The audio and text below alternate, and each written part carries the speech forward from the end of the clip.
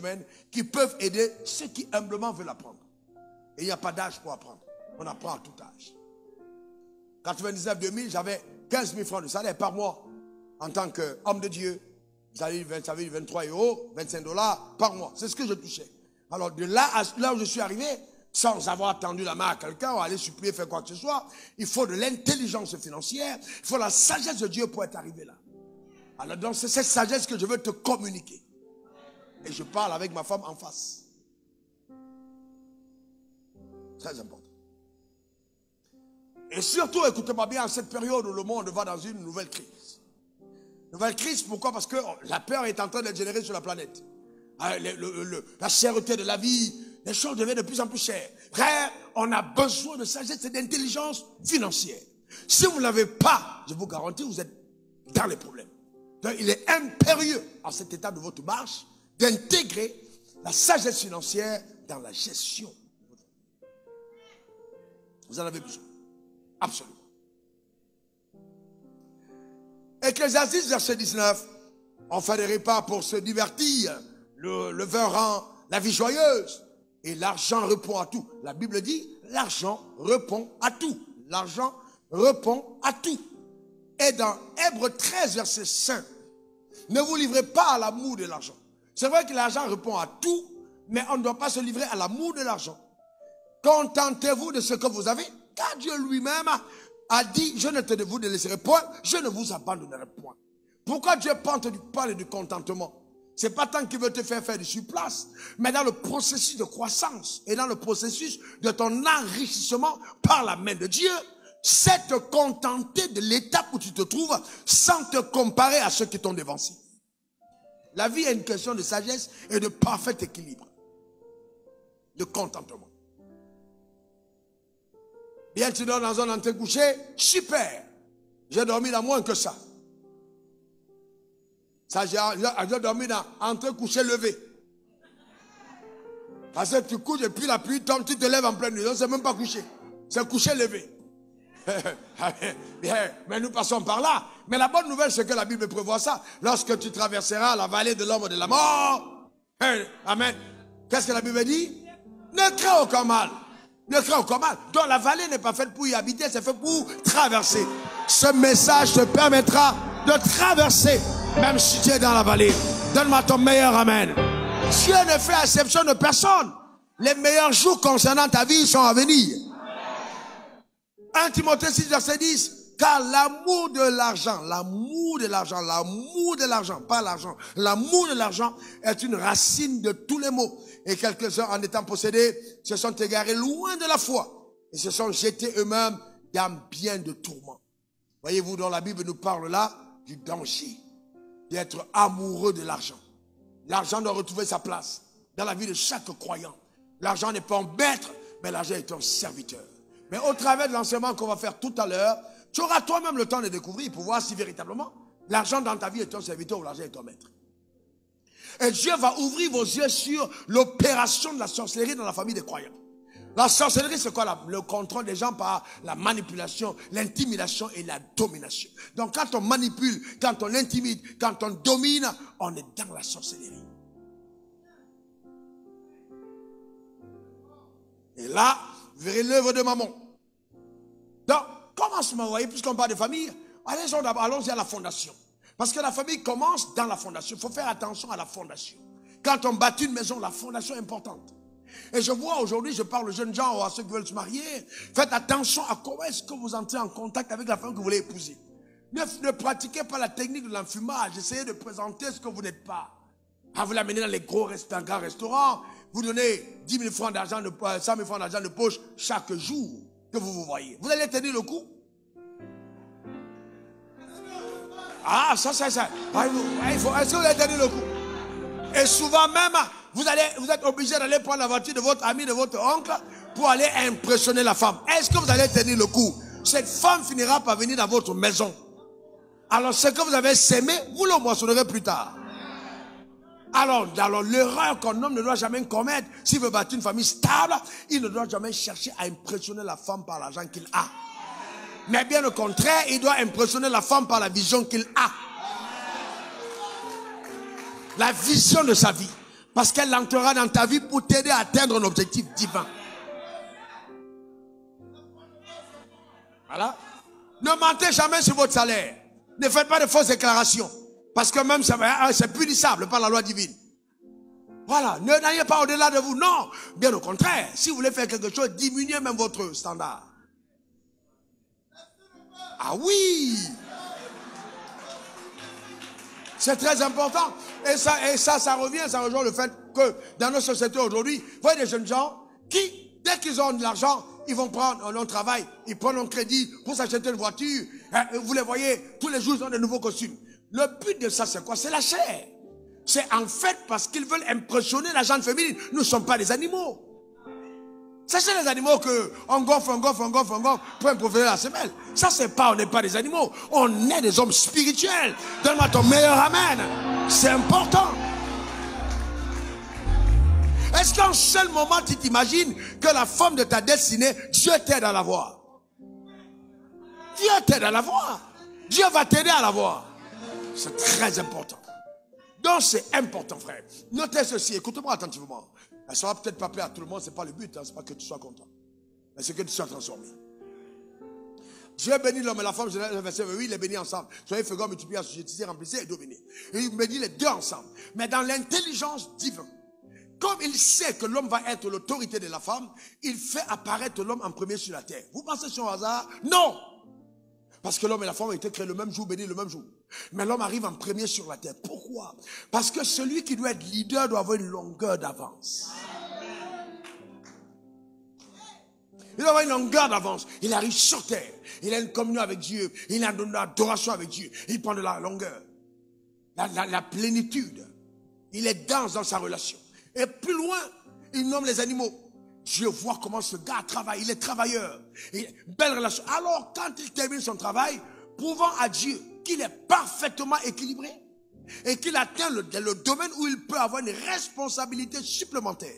À partir de ce moment, il fait tomber la femme, l'homme dans un profond sommeil.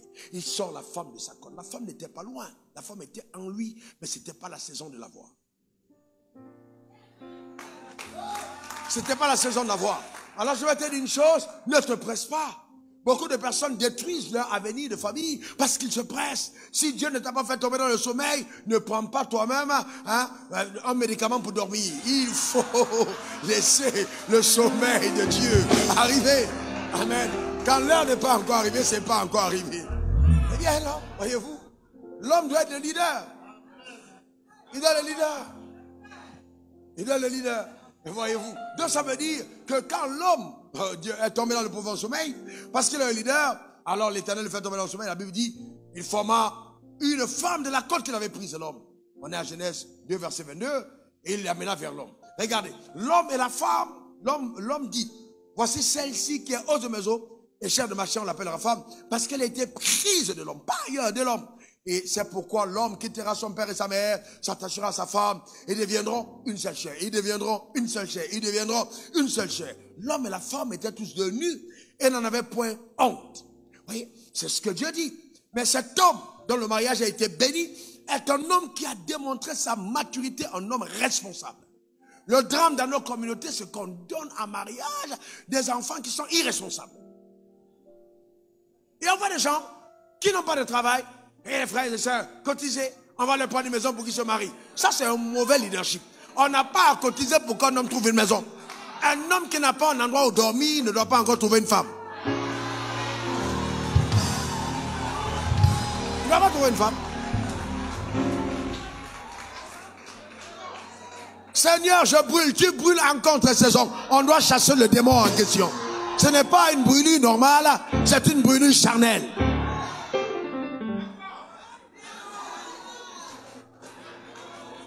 Vous comprenez ça? C'est très important, frère. Donc, madame, pose-lui la question, tu travailles où? Tu fais quoi? Ah non, les femmes sont devenues matérialistes. Non, non, non, non, non, non, non, non, non. Non, non, non, non, non, non, non. Elles sont devenues spirituellement réalistes.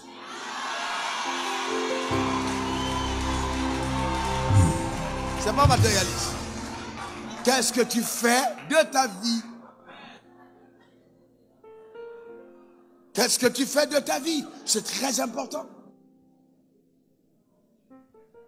Voyez-vous, c'est très important. Maintenant, continuons. Voyez-vous, la Bible dit que l'homme est le chef de sa femme comme Christ est le chef de l'église. Alors cette analogie est très bonne. Chef de la femme comme Christ est le chef de l'église. Donc le leader de sa femme. On va revenir sur ce mot chef, qu'on utilise vraiment souvent à tort et à travers, pour qu'on comprenne ce que Dieu voulait dire. Donc quand la femme arrive, l'homme a tout, l'homme est riche, l'homme a tout. Alors c'est tout à fait normal. Donc la femme, elle trouve un homme qui peut prendre soin d'elle.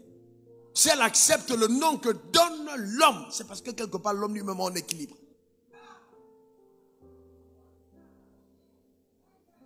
Pourquoi je parle de ces prières-là? Parce que ça va jouer dans la famille plus tard. Alors, suivez-moi bien et notez ceci, le mariage est une alliance.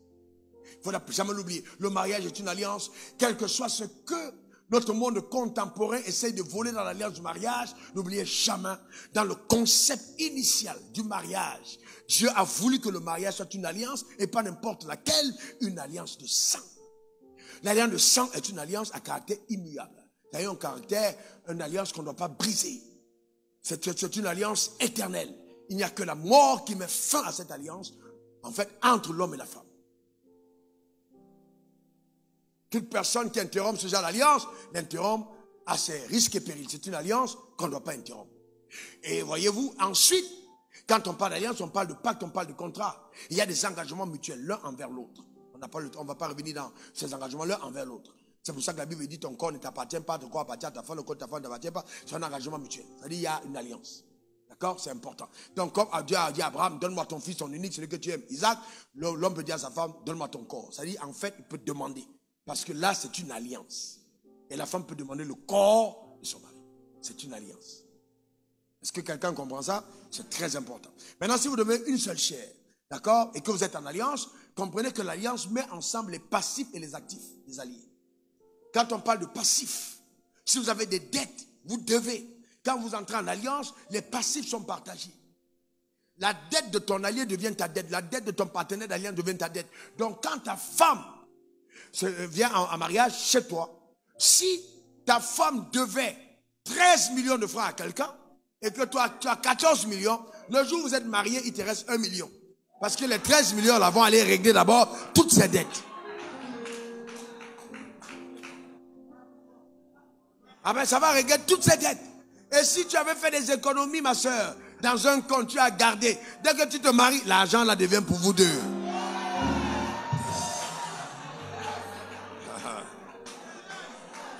Vous partagez les passifs et les actifs. Alors vous voyez que, parce que cette vérité, on ne veut pas bien l'assimiler, les femmes disent, ouais, oh moi vraiment, aujourd'hui on a tellement de femmes matérialistes, oh je veux un homme qui a beaucoup d'argent, qui est assis. Je vais encore dire aux femmes avant qu'on ne continue, c'est vrai que l'homme doit avoir l'argent, mais l'argent n'est jamais ce qu'on doit rechercher en un homme quand on veut l'épouser. La crainte de Dieu doit rester le critère numéro 1.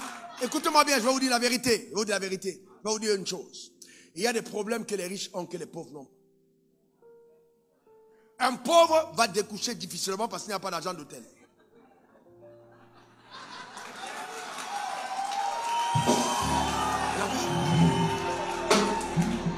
Il y a des problèmes qu'on n'a pas quand on n'a pas d'argent. Il y a un genre de problème qu'un pauvre n'a pas. Alors l'argent que tu cherches chez un homme là peut être l'objet de ton traumatisme à la maison. Combien d'hommes chosifient leurs femmes et traitent leurs femmes avec mépris à cause de l'argent? Allez demander aux femmes, quand elles sortent là, elles prennent les sacs là, leur seul bonheur c'est le sac qu'elles portent. Hein? En dehors de ça là, pour plusieurs, il n'y a plus de bonheur. Vieillesse anticipée. Parce que, en fait, l'argent qu'on cherchait est devenu la source de tous nos malheurs. Je connais des femmes qui prient et qui disent, Dieu, qu'est-ce que tu vas briser mon homme? Mais leur brisement, il faut qu'il pète l'argent, Seigneur. Fais que ces affaires ne marchent pas. Tu apportes ton contrat, tu dis, j'ai gagné un contrat, la femme ne rit pas parce qu'elle sait que, par là, ben, un problème encore s'est amassé dans la maison. Elle sait que le meilleur moyen de t'avoir en équilibre, c'est quand tu n'as pas d'argent. Ce sont des choses, des faits contemporains, non? Ce sont des choses qui arrivent tous les jours. Donc, vous voyez, c'est très, il faut faire attention. Et c'est pour ça que, voyez-vous, Dieu, quand il parle d'alliance, il n'a jamais été question dans la tête des hommes. Écoutez-moi bien de Dieu, de parler de bien séparé. Je vais adresser des choses qu'on n'a pas l'habitude de toucher. Bien séparé dans la pensée de Dieu, il n'a jamais été ainsi au départ. Jamais. Alors, que suis-je en train de dire que les personnes qui sont croyants et qui ont fait des biens séparés, c'est mauvais? On verra plus tard si c'est mauvais ou pas. Mais je dis au départ, il n'en était pas ici. Mais le monde a évolué. A tellement évolué que la sagesse de Dieu, elle s'applique différemment. Mais, il faut rester dans les mêmes principes, celui de l'accord, de la vérité et de la transparence, qui doivent régir la gestion de l'argent dans toutes les familles. Accord, vérité, transparence. D'accord? C'est très important. Marc 5, 3, verset 25. Si une maison est divisée contre elle-même, cette maison ne peut subsister. Et la base de la division, c'est souvent l'argent. L'argent, l'amour de l'argent, l'argent. La femme n'est pas contente, les enfants ne sont pas contents, le mari n'est pas content. Le problème vital, c'est l'argent. Et l'argent peut être la source de division. Si c'est mal géré, ça cause des problèmes énormes dans les familles. Donc nous allons utiliser la sagesse de Dieu pour aider de façon très pratique à gérer l'argent dans les familles. C'est vrai que quand on lit la Bible, quand on étudie la Bible, de Genèse à Apocalypse, il n'y a pas de modèle spécifique que Dieu a donné. Alors, que ce soit dans la manière de faire les rapports sexuels, mais c'est pas parce qu'il n'y a pas de modèle que Dieu a donné dans les rapports sexuels que les rapports sexuels doivent être désordonnés. Il y a quand même dans la Bible des limites aux actions que Dieu nous donne. C'est-à-dire, par exemple, quelqu'un qui a des rapports contre nature, ah bien, on n'a pas besoin de dire que Dieu n'a pas montré de position. Toi, tu sais que ça, c'est pas bien. Dans tous les cas, le lieu d'exit n'est pas un lieu d'entrée. Même à l'autoroute. Quand on dit exit, on ne sort pas on n'est pas out exit, c'est pour sortir, c'est pas pour entrer.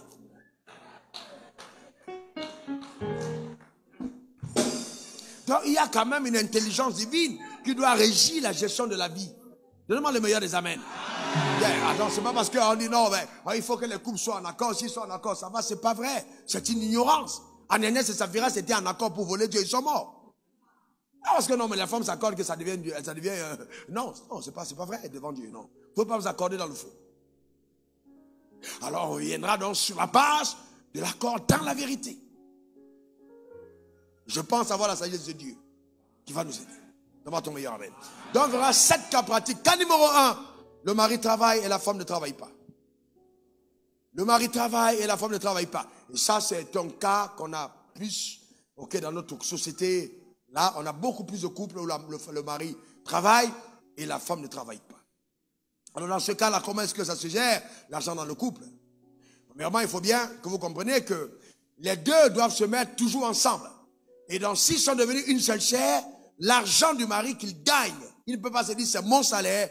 La femme doit aussi se considérer que c'est son salaire, dont le mari a le salaire du couple. Ton silence m'embête. Donc le salaire du mari est le salaire de la famille. Donc la femme peut demander à son mari, mais dis-moi chérie, depuis là on ne nous a pas augmenté notre salaire.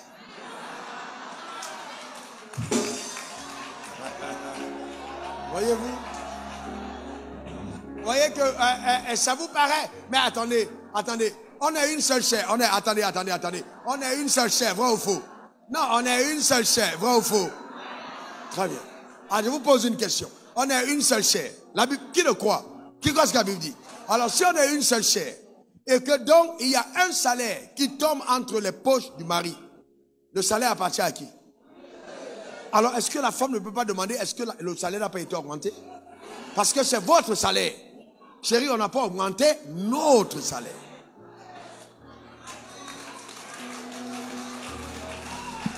Bien.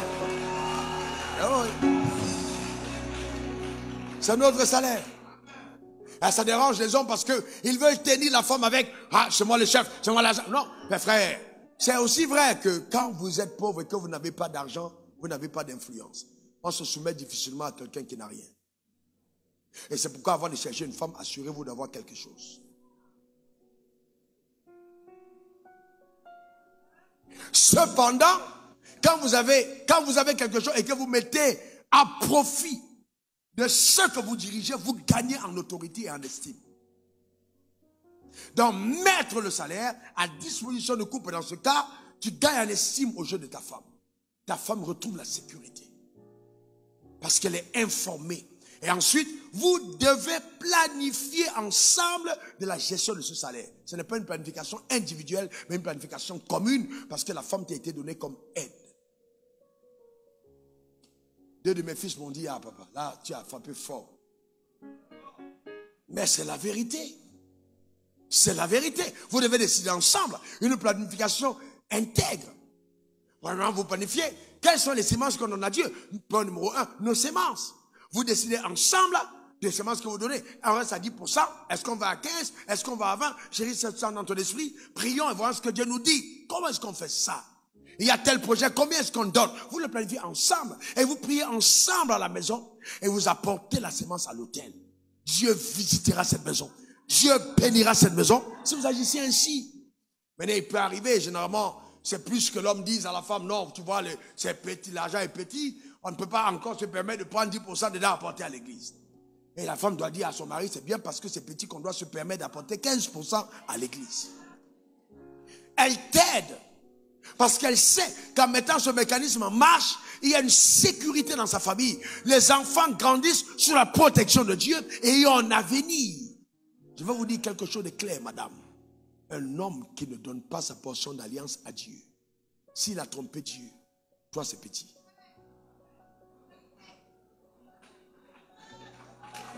C'est petit, je te dis c'est petit. Voilà, voilà ça démontre ton niveau de manque d'intégrité.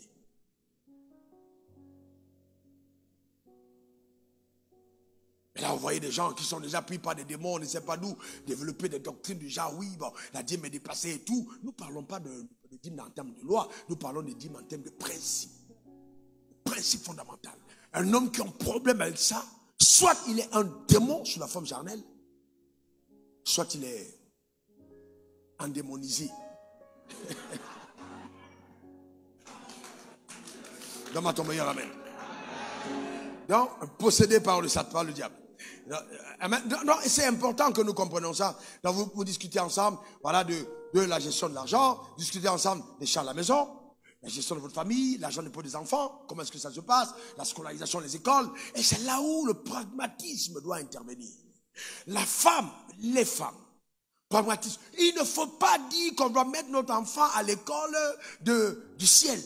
Parce que notre voisine a mis son enfant à l'école d'Angleterre. Non, il ne faut pas faire ça. Il faut mettre ton sac où ta mère arrive.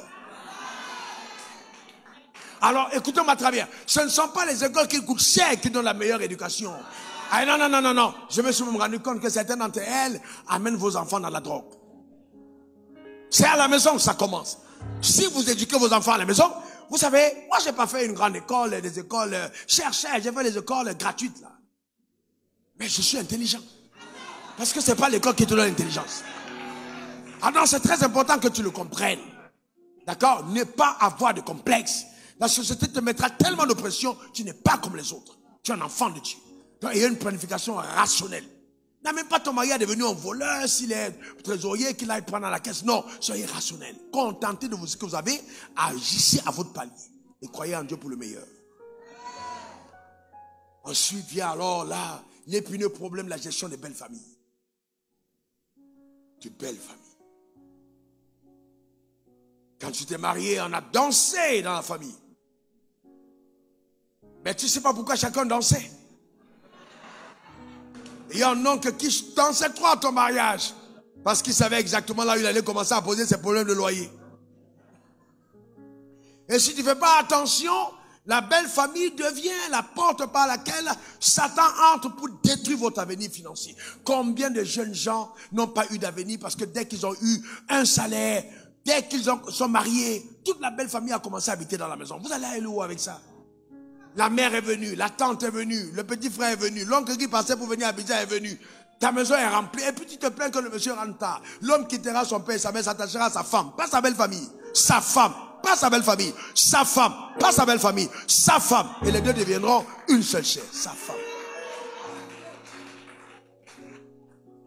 Est-ce que ça dit que la belle famille n'existe pas? Non, elle existe. Mais elle doit être à sa place, après ta famille. Après ta famille. Ah bien, quand vous ne mettez pas de pression que vous ne pouvez pas gérer, si vous n'en avez pas les moyens.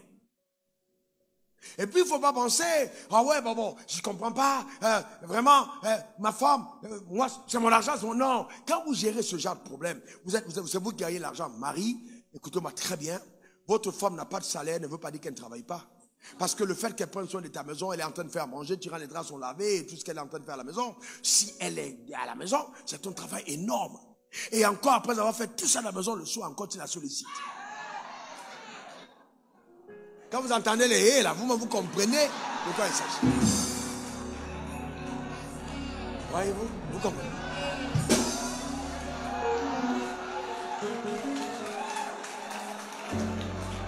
Ah oui, non.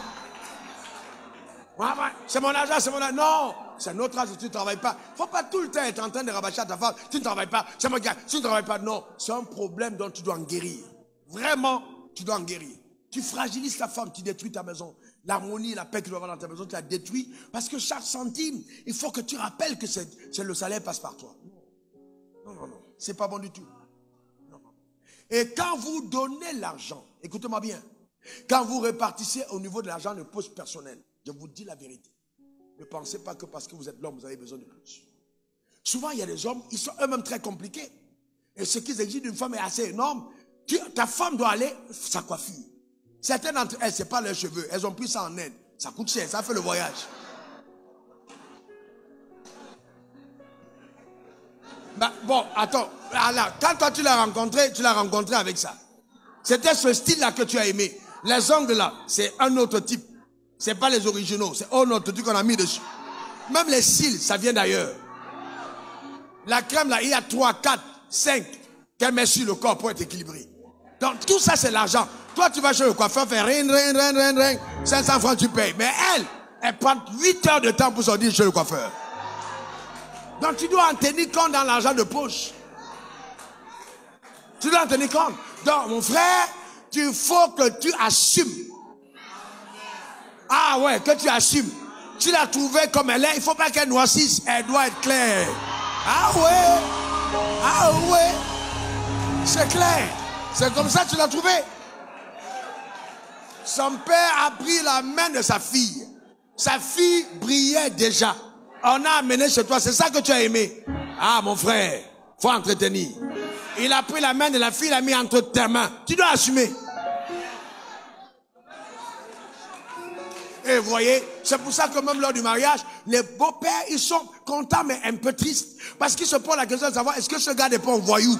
Est-ce que ce gars ne viendra pas faire du tort à ma fille?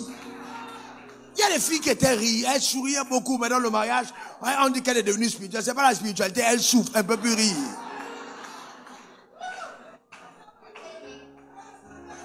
Voyez-vous?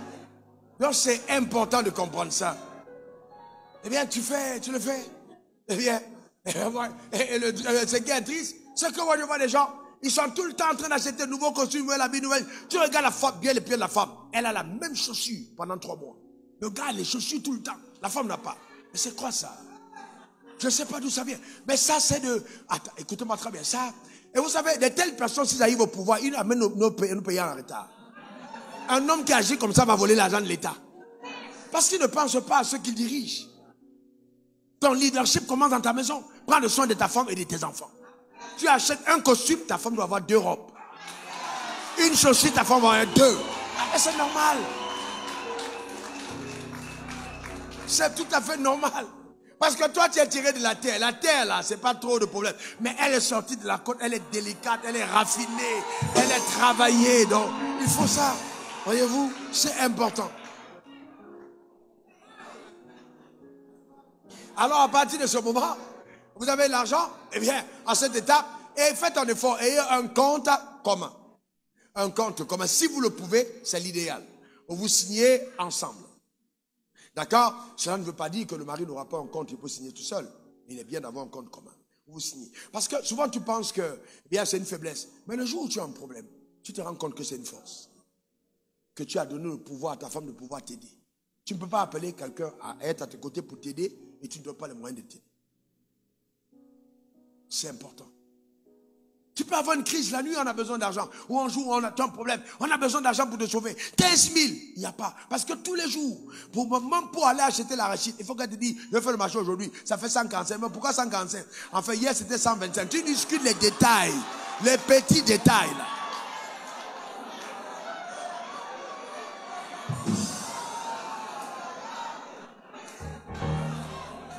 Et fait, c'est ça. Et puis finalement, amen, tu es tellement avare que le seul endroit où il peut t'avoir, c'est au marché.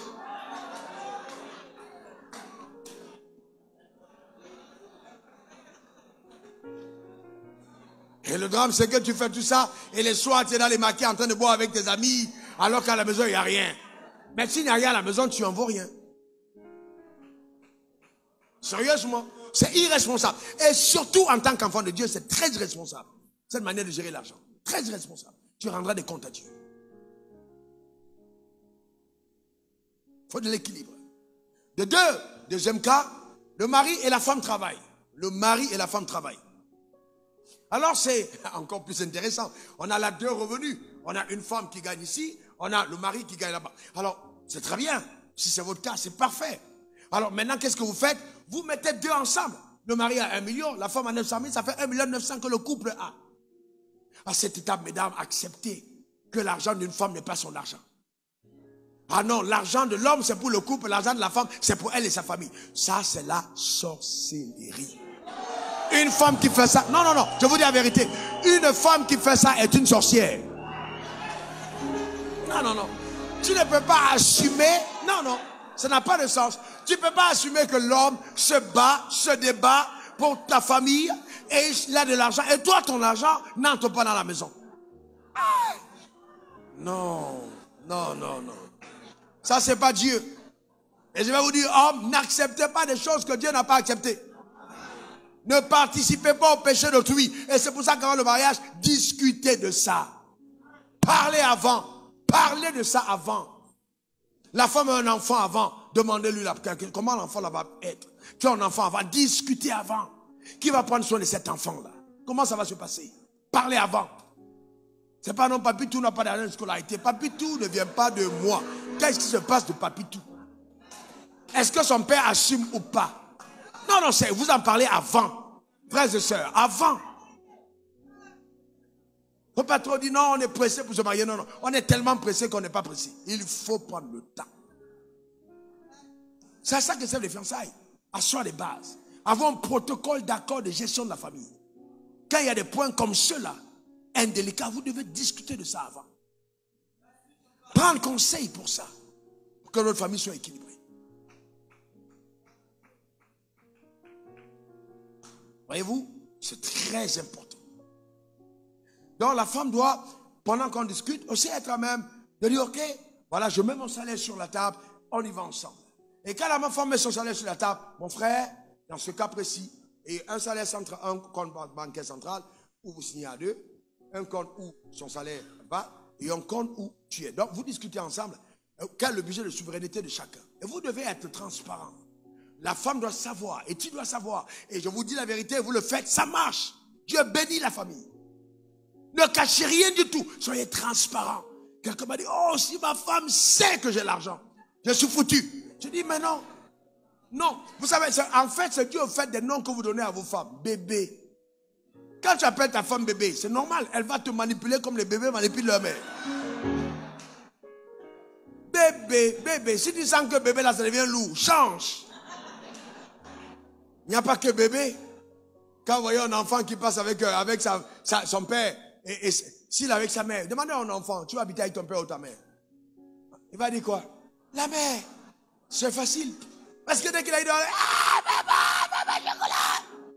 La mère dit non, chocolat. La mère dit oui, prends le chocolat. Mais dès qu'il a dit devant le père, parce que là, le père, ça figure l'autorité. Et avance ici. C'est fini.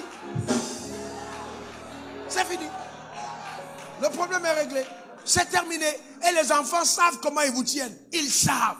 Ils connaissent les points faibles les uns et des autres. Quand tu appelles ta femme bébé, sache que ta femme connaît ton point faible. Elle sait comment te tenir.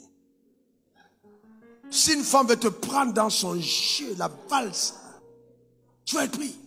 Donc il faut savoir te tenir pour dire fermement non à ça. Non à ça. Quelqu'un dit non à ça. Même si elle serre le visage. Ah, tu vas au travail. Tu as fait ce qui est juste. Mon ami, il ne faut pas mourir avant ton heure. Ah non. Tu veux toujours laisser le visage en train de sourire à tout moment. Tu vas voir la vessie avant l'heure. Hein. Il faut dire ce qui est vrai, c'est vrai. C'est qui doit, tu es le leader. Le leader doit se tenir sur la vérité. Vous devez être d'accord, vous parlez, et tu dis, là, on est ferme là-dessus. Ah non, mais c'est pas possible. Il y a cette fête-là, il faut que j'ai une nouvelle robe. Ma chérie, on n'a pas d'argent. Non. Mais regarde mes amis, regarde là-bas, ils ont une nouvelle télé. Mais c'est pas possible, je veux connaître cette maison. Voilà. Maintenant, en tant que chef, ne réagis pas comme ça. Anticipe et te dis, bon, chaque fois qu'il y a une fête, ma femme pense à nouvelle robe. Maintenant, trouve une technique. C'est la sagesse. Moi, je bénis Dieu pour ma femme. Ma femme n'est pas comme ça. Je bénis Dieu. Mais oui, il y a des choses que vous gérez aussi dans la prière. Vous pouvez modifier le caractère de votre femme. Quand vous prenez le repas dans l'air, même génétiquement, les influences là, qui sont nées d'un passé soupirant après des choses qu'on n'a pas eues, vous pouvez faire taire dans la prière. C'est ça aussi le rôle d'un homme. Je rends grâce à Dieu. Je trouve que ma femme n'est pas attirée par des choses. Je rends grâce à Dieu. Mais elles ne sont pas nombreuses. Et je sais que c'est une grâce de Dieu pour moi. Et je le lui dis. Je dis aux gens, c'est un privilège. Et cependant, vous voyez, c'est important de savoir anticiper. Alors comment tu anticipes?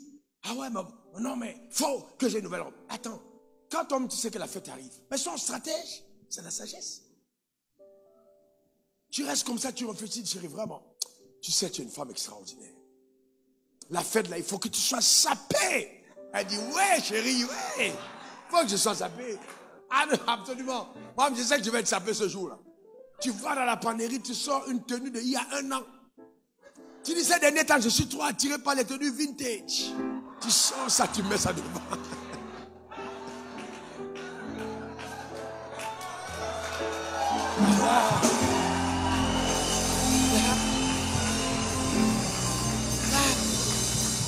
Le sourire n'est pas bon, mais tu fais comme si tu n'as pas vu. Essaie un peu le visage. Chérie, essaye. Tu sais une chaussure. Une ancienne chaussure, là. Chérie s'est blessée. Mais c'est ça le vintage. Il faut que je sois blessé un peu. Voilà. Moi, j'aime bien. Dans tous les cas, c'est pour moi que tu t'habilles. Moi, je te préfère comme ça. Mais voyez-vous. Et là, à partir du moment où toi, ça te plaît, et que tu parles à ta femme en rassurant ta femme, parce que souvent, il le fait, elle cherche de nouveaux habits parce que tu n'as pas de compliments. Donc, tout le temps, elle se dit, peut-être à la future robe, là, il va me complimenter. Mais tu t'étais. Elle fait la nouvelle coiffure, elle passe devant toi, tu regardes. Elle dit, oh, je vais voir le match. C'est pas qu'elle ne sait pas que tu vois le match, c'est qu'elle se dit, mais je me suis coiffée depuis, tu n'as rien dit sur ma coiffure. Apprends à apprécier. Et tu vas te rendre compte que quand tu as trop apprécié une coiffure, elle reste dessus. Le jour où ma femme a coupé ses cheveux, elle dit, waouh, quelle coiffure. Waouh, mais les cheveux coulent là, waouh. Elle est restée dessus pendant 6 ans. Après, elle dit, hé, mon Dieu, il faut changer de coiffure. Faut changer. Elle est restée 6 ans dans la même coiffure. Tellement j'ai fait les atalakou de la coiffure. C'est-à-dire, elle est restée dedans en même temps. Pendant 6 ans dans la coiffure. Dernièrement, j'ai dit, ma chérie, toi aussi, 6 ans. Laisse pousser tes cheveux un peu. Ah, quand même. Elle a dit, bon, ok, je vais laisser pousser. Ah ouais. Parce qu'en fait, c'est ça. Souvent, c'est plus pour toi. Donne-moi ton meilleur amen. Alors maintenant, on a un cas où le mari ne travaille pas et la femme travaille. Cas numéro 3.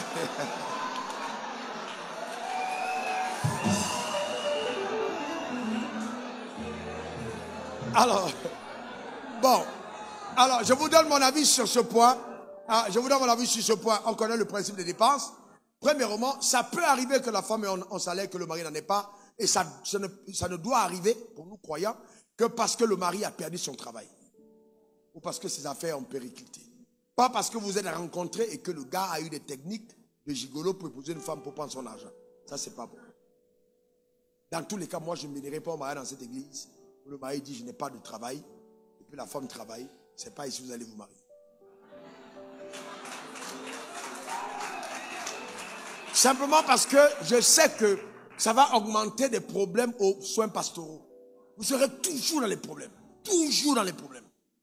Donc vraiment, ce cas-là, il faut d'abord que... Ce n'est pas de bons cas. D'abord, non. Il faut vraiment que l'homme travaille. Maintenant, si l'homme a perdu son travail, c'est normal que la femme soutienne son mari. Parce que la femme est une aide. Elle soutient son mari. Elle doit donner à son mari de la considération, même sans son salaire. Se souvenant que pendant les moments d'abondance, cet homme était prêt pour elle.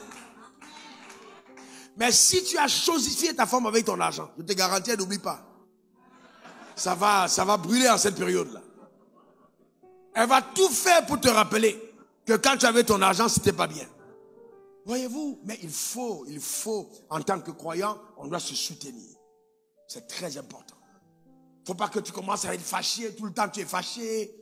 Tu commences à être fâché, tu commences à penser que bon, si tu avais épousé ton collègue, c'était mieux que ton mari. Tu as oublié que hier, là, ce mari-là, c'est lui qui a aidé à construire ta vie. Il peut aller en retraite avant toi et tu continues de gagner de l'argent. Il faut que tu soutiennes la famille.